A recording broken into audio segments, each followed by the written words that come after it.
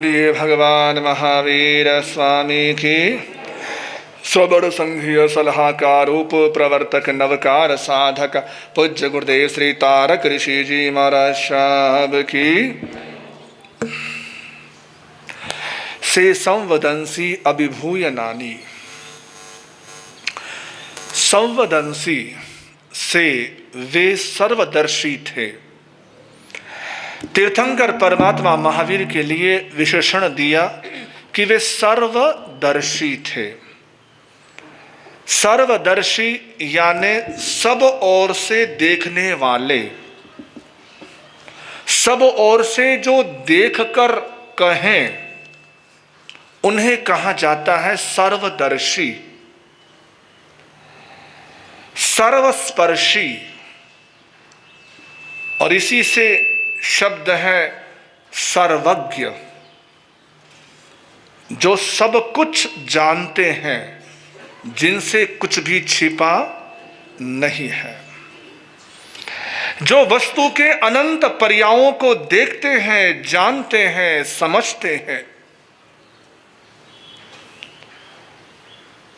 और इसी आधार पर तीर्थंकर महावीर ने हमें स्यादवाद और अनेकांत का सिद्धांत दिया।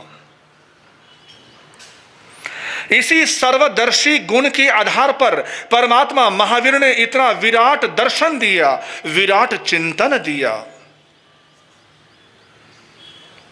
स्यादवाद और अनेकांत। स्याद का अर्थ है सिद्धांत और अनेकांत का अर्थ है परूपना, व्याख्या। स्याद का अर्थ है चिंतन करना और अनेकांत का अर्थ है उस चिंतन को प्रकट करना, उस चिंतन को परिभाषित करना। और ये ऐसे सिद्धांत, ऐसे अनुपम मौलिक सिद्धांत तीर्थंकर महावीर के, यदि से एक सिद्धांत को दुनिया अपना ले तो सारी झंझटें खत्म हो जाए, सारी लड़ाइयां खत्म हो जाए, सारे क्लेश खत्म हो जाए। चाहे वो क्लेश परिवार के हैं, चाहे वो क्लेश समाज के हैं, चाहे वो क्लेश प्रदेशों के हैं और चाहे वो क्लेश राष्ट्रों के हैं। जितने भी क्लेश हैं, जितने भी विवाद हैं, जितने भी संघर्ष हैं, उन सब का मात्र एक कारण है अनेकांत को न समझ पाना। दो शब्द हैं, एक है एकांतवाद और दूसरा शब्द है अनेकांतवाद। दुनिया में संघर्ष है, परिवार में संघर्ष है एकांतवाद के कारण, और संघर्ष को विराम मिल सकता है अनेकांत के द्वारा, अनेकांत के माध्यम से। जितने भी हम एक दूसरे के प्रति विवाद रखते हैं, विवाद करते हैं, उन सब की एक ही वजह है, एक ही कारण है, एकांतवाद। और तीर्थंकर परमात्मा महावीर ने कितना अनुपम अद्भुत सिद्धांत दिया अनेकांत का। लेकिन आश्चर्य की बात है कि इस अनेकांत को मानने वाले भी एकांत में उलझे हुए हैं, एकांत में अटके हुए हैं, एकांत में फंसे हुए हैं।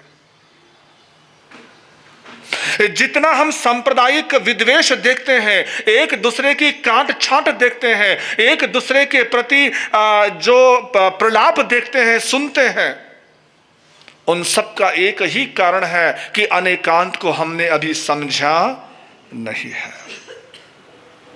अनेकांत केवल सुनने का विषय नहीं है, समझने का और मानने का विषय है। अनेकांत का अर्थ है एकांत से हटकर सोचना। एकांत का अर्थ होता है एकांगी चिंतन, एक ही दृष्टिकोण, एक ही विचारधारा, एक ही सोच कि ये ऐसा है। जो सामने, हमारे सामने जो चीज है उसको एक ही रूप में देखना, एक ही रूप में जानना, वो एकांत है।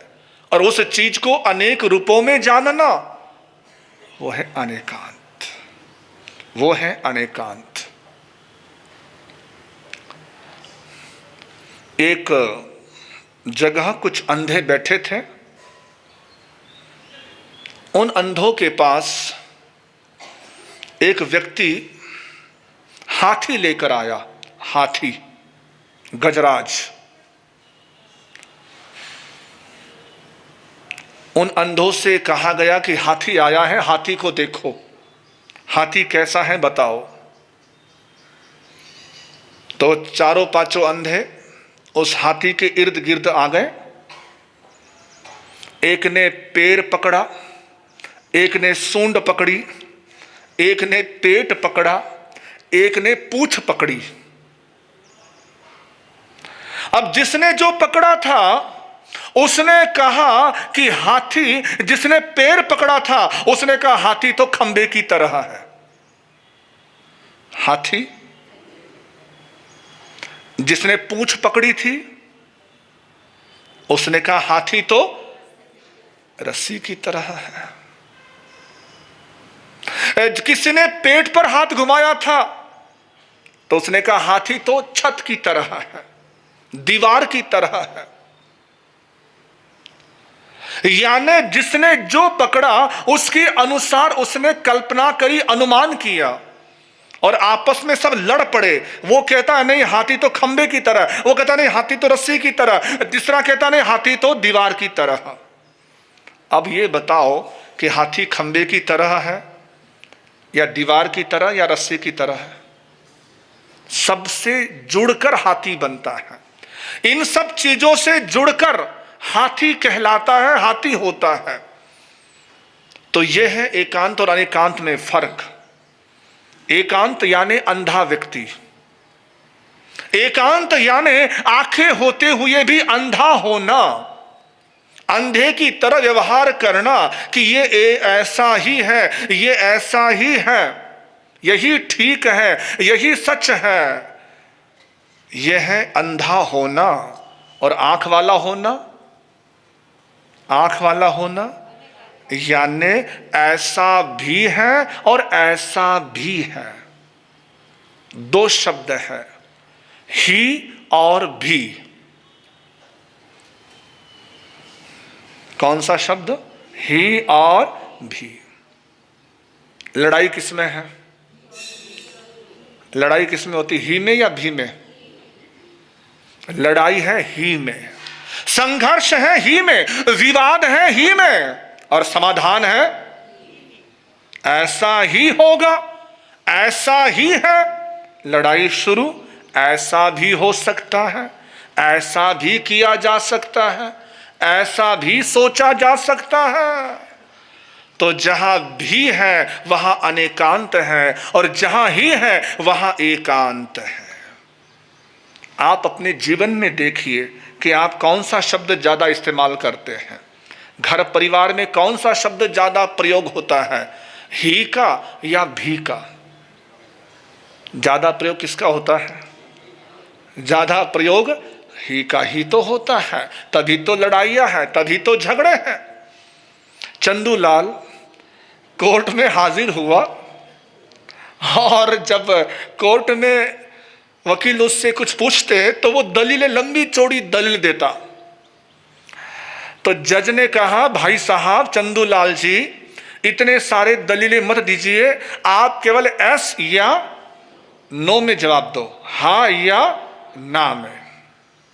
चंदूलाल ने पलटकर जज से कहा जज साहब ऐसा हो ही नहीं सकता, हाँ या ना में जवाब नहीं दिया जा सकता, हाँ या ना में जवाब नहीं हो सकता है, इसके लिए मुझे कुछ बताना पड़ेगा, बोलना पड़ेगा। जज ने कहा नहीं, कैसे नहीं हो सकता? हो सकता है, एस और नो में जवाब हो सकता है, हाँ या ना में जवाब हो सकता है। तो चंदूलाल ने कहा जज साहब मैं आपसे एक सवाल पूछता हूं,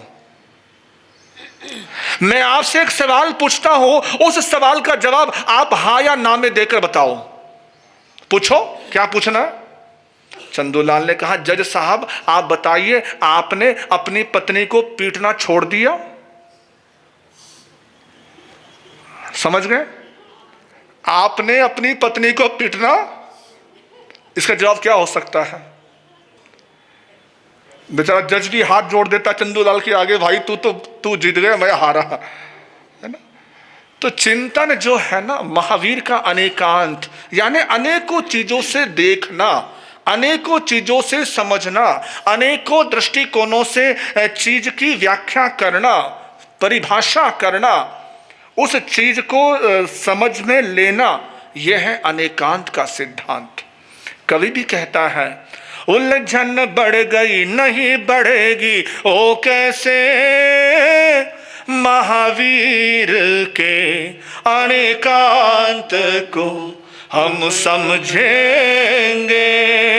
उलझन बढ़ गई नहीं बढ़ेगी ओ कैसे, महावीर के अनेकांत को समझेंगे, महावीर के अनेकांत को समझेंगे।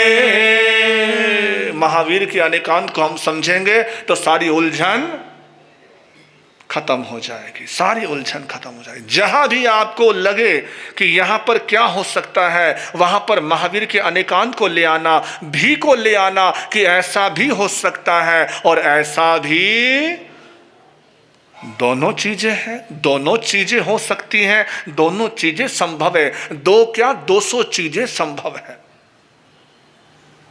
महावीर प्रभु के दर्शन को तो देखिए, उन्होंने किसी की भी काट नहीं करी, किसी का भी विरोध नहीं किया, उन्होंने सबकी बातें स्वीकार करी, सबको एक्सेप्ट किया, अपने मूल तत्व को रखते हुए जो भी दुनिया में चीजें चल रही थी उन चीजों का सम्मान किया। उस समय ये चीजें, कई सारे तत्व थे, कई सारे दर्शन थे जिनको लेकर ये चीजें धारणा थी कि ऐसा ही है। तब महावीर ने कहा नहीं, ऐसा भी है और ऐसा भी है।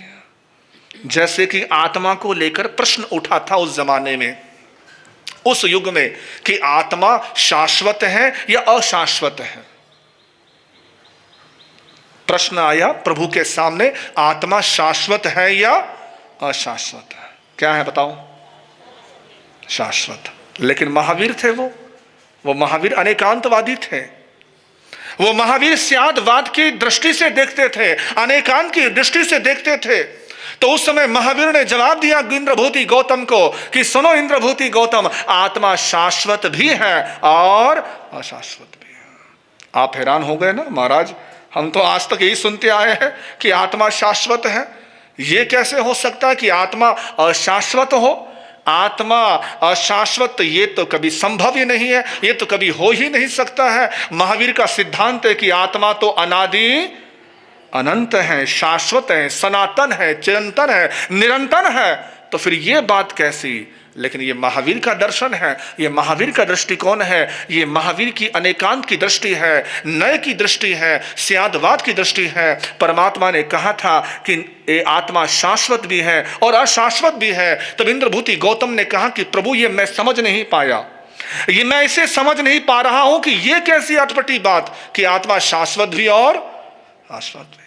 तब परमात्मा ने कहा था, द्रव्य और पर्याय दो चीजें होती हैं। द्रव्य की दृष्टि से आत्मा शाश्वत है और पर्याय की दृष्टि से आत्मा अशाश्वत है। कितनी बड़ी बात, कितना अद्भुत चिंतन, कितनी अद्भुत प्ररूपना तीर्थंकर महावीर की। इसीलिए कहा से संवदंसी, वो सर्वदर्शी थे, सभी चीजों को देखते थे।